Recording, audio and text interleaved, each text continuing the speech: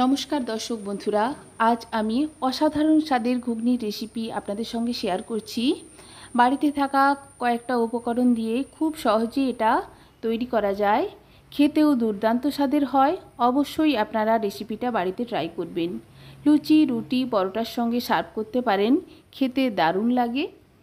আমার এই রেসিপি যদি আপনাদের ভালো লাগে অবশ্যই আমার চ্যানেলকে লাইক, কমেন্ট অ্যান্ড সাবস্ক্রাইব করবেন। দেখুন দেখতে কতটা সুন্দর হয়েছে ঘুগনি, আমার খেতেও দারুণ স্বাদের হয়েছে। কড়াইতে প্রথমেই দিয়ে দিয়েছি পরিমাণ মতো সর্ষের তেল, দিয়ে দিচ্ছি দুটো তেজপাতা ও হাফ চামচ মতো গোটা জিরে ফোড়ন, দিয়ে দিচ্ছি ফোড়নের ওপর কেটে রাখা পেঁয়াজ, পরিমাণ মতো লবণ দিয়ে পেঁয়াজকে হালকা করে ভাজা ভাজা করে নিয়ে অ্যাড করে দিচ্ছি 1 চামচ মতো রসুন বাটা। রসুন বাটাকেও পেঁয়াজের সঙ্গে নাড়াচাড়া করে খুব ভালো করে ভাজা ভাজা করে নেব যতক্ষণ পর্যন্ত না এর কাঁচা গন্ধ চলে যায়।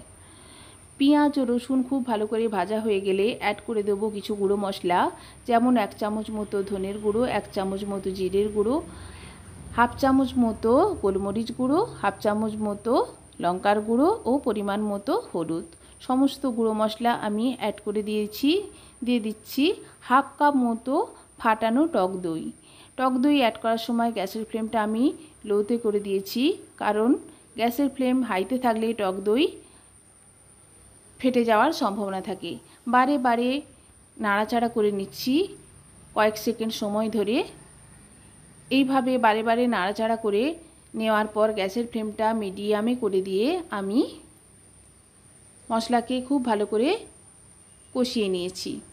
টক দই সমেত গুঁড়ো মশলা খুব ভালো করে কষানো হয়ে গেলে অ্যাড করে দিচ্ছি হাফ চামচ মতো আদা বাটা। আদা বাটাকেও মশলার সঙ্গে নাড়াচাড়া করে কষিয়ে নিচ্ছি যতক্ষণ পর্যন্ত না এর কাঁচা গন্ধ চলে যায়। মশলা খুব ভালো করে কষানো হয়ে গেছে, মশলা থেকে তেল ছেড়ে এসছে। অ্যাড করে দিচ্ছি লবণ দিয়ে সেদ্ধ করে রাখা মটর ও আলু। আমি এখানে একটা কথা বলে রাখি, আমি মটর একটু বেশিই সেদ্ধ করেছি, আপনারা আপনাদের প্রয়োজন মতো সেদ্ধ করে নেবেন।